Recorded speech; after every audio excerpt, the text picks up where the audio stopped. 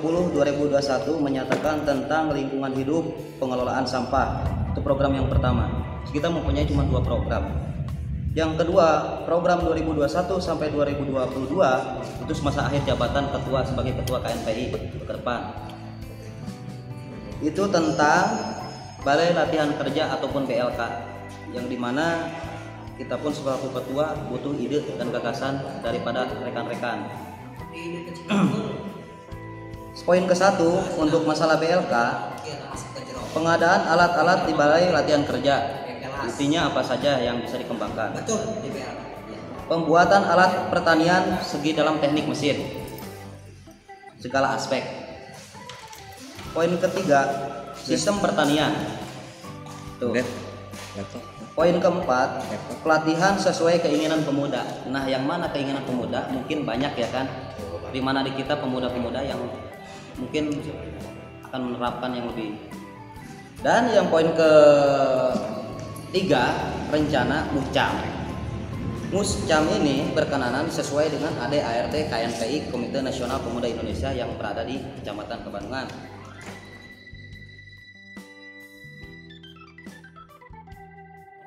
Sekarang kita kembali ke musyawarah diskusi terbuka. Apapun gagasan, ide yang akan kita dorong untuk perencanaan program kerja jangka menengah, pendek maupun jangka panjang, kita rencanakan hari ini, kita putuskan, kemudian kita laksanakan baik itu di tahun 2020 ataupun 2021. Saya di bidang hampir 90% anak muda saya di Kampung Cipicung itu ke pertanian. Semua udah bisa dari bidang pertanian, udah bisa. Saya udah bikin kelompok, tapi kelompok itu belum disahkan. Jadi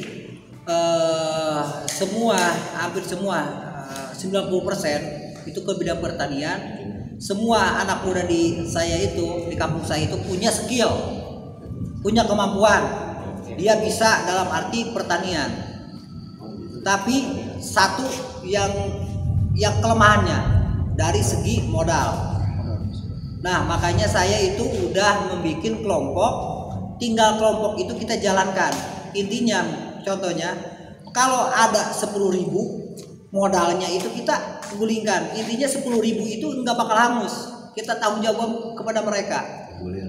Bergulir.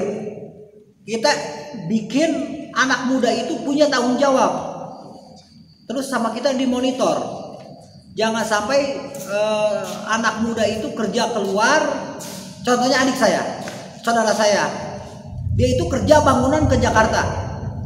Pulang dari Jakarta bukan membawa uang, tapi menjual hewan ternak dari sini buat ongkos atau bayar hutang makan mereka. Itu kan plus, min. Makanya saya pengen di desa Kebandungan itu anak-anak muda kita maupun ke pertanian, maupun ke sablon, maupun apapun, kita harus didorong dari segi aspek kemampuan mereka, potensi mereka kita dorong. Toh anggaran kita yang keluarin, misalkan ada anggaran dari kita buat ke mereka, bikin tanggung jawab, bikin kelompok. Jadi kalau kelompok itu kita saling mengawasi. Beda sama perorangan. Kalau perorangan kadang-kadang dia itu melalaikan tanggung jawab mereka. Kita fokus ke progres kinerja KNPI sendiri. Tadi saya sangat tertarik dengan yang dipaparkan oleh Bung Idris ya, mengenai anak muda yang siap ya berkontribusi untuk ketahanan pangan ya, khususnya di pertanian. Saya sangat respon sekali Bung Idris ya. Kebetulan saya di sini sebagai ketua forum untuk Desa Astra Sejahtera ya.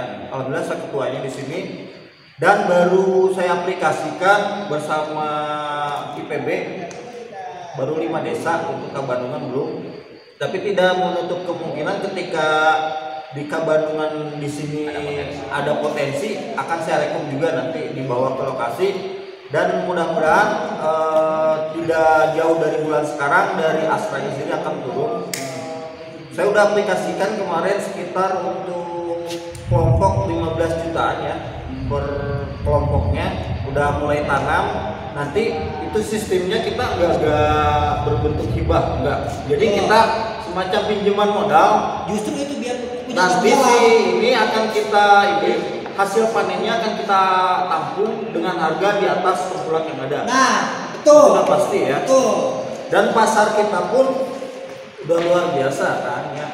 Udah pasar inilah. Kemarin saya udah, karena tantangan dari pihak aplikasi Sikumis mintanya ini, karena kitanya belum siap, makanya saya ngagandeng orang pasar tani kabupaten ya, bersama KMPI Jawa Barat, sekjennya.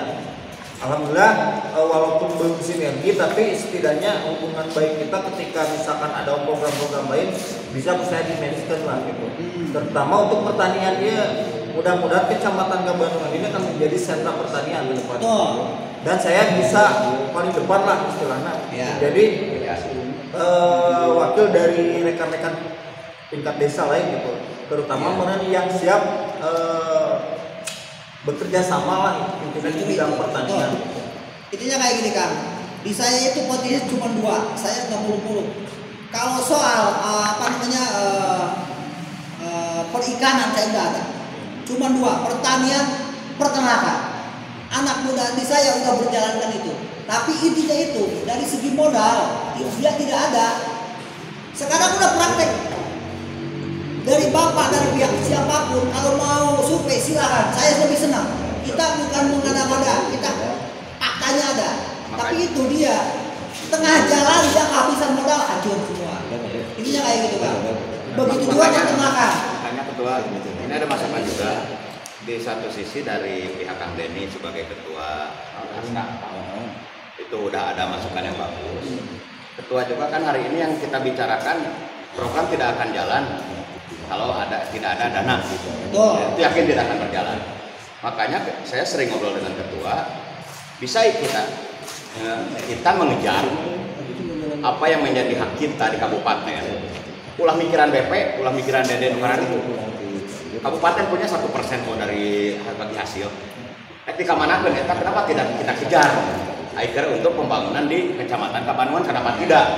Tinggal kita ngobrol duduk bareng dengan Bupati. Minta 1% itu sih bina ke mana ke dinas mana kita ambil, kita tinggal maju ke proposal itu kan lebih mudah ya. Untuk penguatannya saya sangat setuju. Satu bidang itu kasih SK wajib itu. Sekjen itu wajib ya. Tolong di garis bawahi wajib, karena nanti akan dikembalikan kepada ketua itunya masing-masing ya. Sebagai penanggung jawabnya. Nanti untuk support, untuk birokrasi ke sana sininya adalah Kang Dodi yang siap membantu kita gitu ya. Dari program sampah pun tadi itu bisa dimensikan ya, ketika ketua tadi punya program untuk lingkungan sampah, alhamdulillah kita sama Bung Sekjen sama Kang Dodi juga udah sempat ngobrol, tinggal dimensikan aja itu kalau dimulainya kapan. Alhamdulillah kemarin udah kita bahas dari A sampai Z-nya gitu. Itu nanti akan dipaparkan sama Kang Dodi. Saya berbicara atas nama tim. Kebetulan saya di sini ketua tim Desa 7 Bandung. Ada beberapa poin yang saya tangkap di sini. Yang pertama masalah pertanian dan sampah. Saya akan bahas dua-duanya deh secara singkat. Yang pertama adalah pertanian. Jujur dari awal saya dengar sampai sekarang ini nggak jauh dari kita ngomongin tetesan kosong. Jadi hanya berputar di situ tanpa ada solusi. Tadi saya dengar Kang Denny ngepek sekian banyak. Sayur asem, sayur sop, dan lain-lain. Terus tadi Kang Ibra ngomong ke saya kenapa tidak ada pelatihan yang ini. Saya pikir kenapa tidak dimunculkan dulu demand-nya. Kita nggak usah berbicara muluk deh. Kita berbicara satu Kabandungan, Kecamatan Kabandungan, bukan hanya Cipicung, bukan hanya Mekarjaya, bukan hanya Tugu Bandung. Berapa banyak tomat yang harganya di bawah 1.000 saat panen? Ada kan? Ada. Masih terjadi? Masih.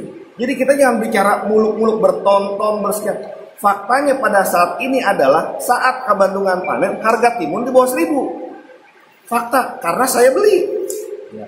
Itu faktanya. Kenapa bisa kayak gitu? Karena tidak ada demand-nya. Nggak ada yang nampung. Nah, ini kita berbicara, saya mau majukan pertanian, saya mau majukan peternakan. Semua bisa maju. Yang nampungnya siapa? Mau dijual kemana? Yang mau belinya siapa? Yang mau makannya siapa? Jadi kalau memang pertanian itu tidak worth it, jangan maksakan di pertanian. Pindah ke yang lain. Mungkin peternakan masih worth it. Kita nggak usah genjar-genjor, saya mau nanam padi nggak laku. Kita pindah ke perkebunan nggak laku, kita pindah ke peternakan. Jadi jangan memaksakan kehendak bahwa saya punya produk saya harus dibeli. Ya nggak gitu. Karena faktanya pada saat ini, mau teman-teman ngomong kayak gimana, saat panen di Kabandungan, harga timun di bawah 1.000. Itu fakta. Harga tomat di bawah 1.000. Itu fakta. Harga cabai di bawah 10.000. Itu fakta. Karena nggak ada yang nampung. Jadi jangan kita berbicara masalah pertanian, kita gembar-gembor, saya punya ini, saya punya ini. Nah itu, jadi kita tuh di sini cuma ngomongin kepastian kosong. Terus solusinya adalah kita cari dulu demand-nya. Jangan dulu kita berbicara supply besar-besaran, demand-nya nggak ada buat apa. Ambil uang, tanam, selesai. Ambil uang, tanam, selesai. Kenapa tidak diolah menjadi produk yang semi jadi atau produk jadi? Kenapa tidak diolah menjadi, tadi kata Kang Deddy, sayur sop, atau waktu saya dengan Kang Deddy ke Bandung, kita lihat sendiri, ada produk packing, pemasaran ke Superindo, pemasaran ke siapa. Kenapa ke Bandungan nggak dibuat kayak gitu? Bikin dulu masterpiece-nya. Gitu loh, jadi jangan hanya kita punya barang jadi, tapi nggak ada yang beli. Oh misalnya sekarang Banten butuhnya apa nih? Banten butuhnya wortel, jangan kita kasih timun, kita kasih wortel, kita tanam wortel. Itu. Selanjutnya adalah satu kekurangan dari siklus di Kabupaten Sukabumi. Kalau teman-teman pernah ke Ciptagelar, kenapa Ciptagelar itu hasil panennya bisa kuat 3 tahun? Salah satunya adalah mereka tanam serempak. Kelemahan di Kabandungan adalah mereka selalu tanam parsial. Mekarjaya panen, besoknya ini tanam. Coba lihat di Cihamerang, semua parsial, Ciputei parsial. Tapi kalau kita ke Ciptagelar, saat mereka tanam padi serentak, tanam padi, nggak ada yang nggak tanam padi. Akibatnya apa? Hama turun, tidak ada hama. Makanya kalau kita ke Ciptagelar, nggak bakalan kita nemu pestisida kimia, semua pestisidanya nabati. Nggak ada di Ciptagelar. Jangan cuma kita ngelihat seren tahunnya, tapi pelajari di Ciptagelar bagaimana mereka tanam timun, bagaimana mereka tanam cabai, bagaimana ada cabai yang besar-besar ada di sana, varietas Lado F1. Sampah yang paling umum itu cuma ada 4. Yang pertama adalah organik, yang kedua residu, anorganik dan B3. Kalau untuk sampah B3 kita nggak akan bisa dapat. Kenapa? Karena sebelum dibuang pun orang udah sortir. Gitu. Jadi kita jangan bicarakan sampah B3 dulu. Sampah organik itu buah-buahan, sayuran busuk. Yang kedua adalah residu. Residu itu adalah tulang-tulang, biji salak, biji mangga, itu masuknya residu. Karena tidak bisa diolah. Itu harus dicacah, dibuang, dan dikompos. Yang ketiga adalah sampah organik, seperti botol, plastik, yang lain-lain. Dan semua sudah pernah saya olah. Bahkan konsepnya saya berapa kali ajukan ke Kang Deli, ajukan ke Kang Denny. Silahkan, konsep ini saya kasih gratis untuk Kecamatan Kabandungan. Jung, sahawen mahaya. Tapi jalankan. Sedangkan kita banyak ini yang bisa kita dapat dari sampah. Contoh pembuatan palet ayam atau pakan ayam dengan menggunakan sampah organik. Diolah melalui jasa biokonversi dengan maggot BSF. Sudah terbukti. Mulai dari cara pembuatan sampai analisis proteinnya saya ada. Jadi bukan cuma kecil, bukan cuma cenah. Kenapa tidak dijalankan di sini? Yang pertama betul kata Kang Deli, tidak bisa perorangan. Semua harus tim. Itu yang pertama. Harus tim. Jadi nggak bisa kita gerak saya sendiri itu nggak bisa. Gitu. Yang kedua adalah untuk sampah residu itu tidak bisa diolah apapun kecuali menjadi briket.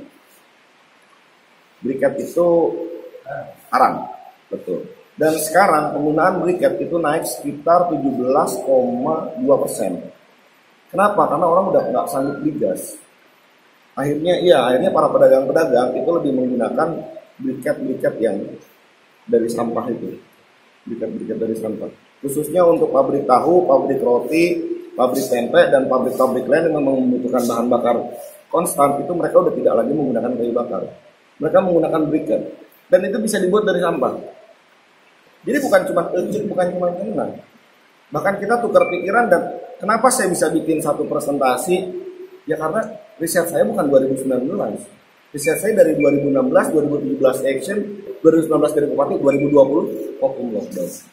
Jadi silahkan untuk teman-teman yang ingin khususnya KNPI, Jung, saya selalu bilang ke Kang Deddy, silahkan, silahkan aja, silahkan. Saya ngomong ke Kang Deddy, saya ngomong ke teman-teman yang lain, silahkan di Kabandungan diolah untuk menjadi bank sampah atau apapun namanya, infak sampah, yang lain-lain.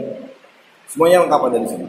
Mulai dari cara, mulai dari alur kerja, tapi untuk teknis saya nggak tulis. Karena kalau untuk teknis itu ada 425 halaman. Serius. Gitu loh. Semua ada di situ. Jadi 425 halaman saya jelaskan. Tapi untuk sekarang, ini saya akan kasih ke Kang Deli bagaimana cara memilah-milahnya aja dulu. Konsep garis besarnya aja. Segala permasalahan yang ada di masyarakat, semua kader KNPI harus mempunyai program kerja. Mari kita bangun Kecamatan Kabandungan dengan keikhlasan dan kerja. Kabandungan harus menjadi kecamatan yang mampu menjawab tantangan di masa yang akan datang. Program kerja KNPI tahun ini adalah tentang pengelolaan sampah yang akan segera membuat tim manajerial. Yang terakhir, jangan bertanya apa yang telah Kabandungan berikan kepada kita, tetapi bertanyalah apa yang telah kita berikan kepada Kabandungan. Amin.